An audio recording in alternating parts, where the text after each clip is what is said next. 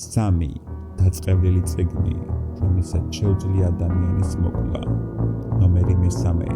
სოიგას ოკულტური წიგნი. ის შეიქმნა მე-16 საუკუნის დასაწყისში, რომელსაც სწავლობდა ჯონ დი. უძველესი წიგნი შეიცავს უმძიმეს მაგიურ შელუცვებს და რიტუალებს. ლეგენდა ამბობს, თუ ვინმე მოახერხა წიგნის სრულად წაკითხვა, ის მალევე გარდაიცვლება. მას შემდეგ, რაც დიმ სცადა გაიგო წიგნის შინაარსი, მის ჯანმრთელობა და რეპუტაცია სწრაფად დაიცვა და შეიცვალა. თანამედროვე ოკულტისტები ამტკიცებენ, რომ თუ ვინმე სოიგას ოკულტური წიგნის გაშიფრვა შეეცდება, ეს გამოიწვევს სულის დამძიმებას, სიგიჟეს ან სიკვდილსაც კი. ნომერი 2. ეშმაკის ბიბლია, ეგრეთ წოდებული კოდექს გიგას, რაც ლათინურად ნიშნავს გიგანტურ წიგნს, რომელიც დაარსდა მე-13 საუკუნეში სავარაუდოდ ჩეხეთში. ეს სახელი ეწოდა იქიდან გამომდინარე, რომ წიგნში გამოსახულია ეშმაკის სრული ზომის პორტრეტი, სურათი ძალიან დიდია, 19 ინჩის სიმაღლე და მისი წონა 73 კილოგრამს აღემატება. ერთ-ერთი ყველაზე ცნობილი მითი ის არის, რომ წიგნი დაწერა ბენედიქტელმა ბერმა, რომელიც სიკვდილისთვის იყო განწირული. თავის გადასარჩენად მან აღთქმა დადო ეშმაკთან, რომ ერთ ღამეში შექმნიდა უდიდეს წიგნს, რომელიც თავად ეშმაკს დიდებას მოუტანდა. ექსპერტების თქმით, ამ ხელა წიგნის ხელით დაწერას 20 ან 30 წელი მაინც დასჭირდებოდა.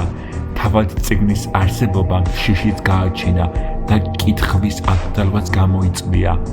მაგრამ რას იწვევს მისი ფლობა? ან თუნდაც ზედმეტად ცნობისმოყვარე აღმოჩნდა ადამიანი? ეს იწვევს პირველი გონებრივად შეშლას, კოშმარებსა და უძილობას. ლეგენდის თანახმად წიგნს ენერგეტიკული დაცვა აქვს. ვინც დაუფიქრებლად შეეხება მას, შესაძლოა მოულოდნელად დაიმართოს უბედურება, როგორც ფიზიკური, ისე სულიერი, რადგან ნაწარმოებაში ეშმაკისადმი მიძღვნილი გვერდებია, უცნაური შელოცვები და მაგიური ტექსტები. ზოგი თვლის, რომ წიგნთან კავშირი პირდაპირ იწვევს დემონურ ენერგიასთან შეხებას. ნომერი 1. გრანდ გრიმუარი, იგივე წითელი დრაკონის წიგნი. ზუსტი შექმნის თარიღი არ არის ცნობილი, მაგრამ მიახლოებით შეიქმნა 1521 წელს საფრანგეთში.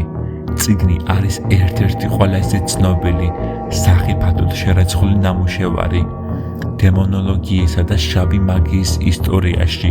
ითვლება, რომ ის შეიცავს რეალურ მითითებებს, თუ როგორ შეიძლება გამოიძახო დემონი, მათ შორის ლუციფერი.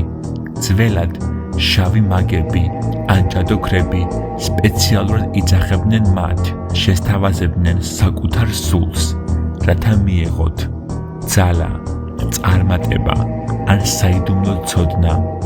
ნაწარმოების ფრაზები გამოიყენება თანამედროვე ოკულტიზმში.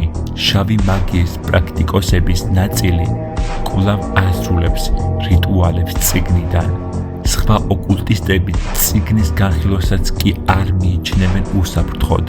გადმოცემის თანახმად, წიგნის ორიგინალური ვერსია დაცულია ვატიკანის საიდუმლო არქივში, ხოლო ინტერნეტში გავრცელებულია ასლები, რომელიც ან მცდარად ითარგმნება, ან განზრახ არის შეცვლილი სიტყვები, რათა ადამიანმა ვერ შეძლოს მისი სრული გამოყენება.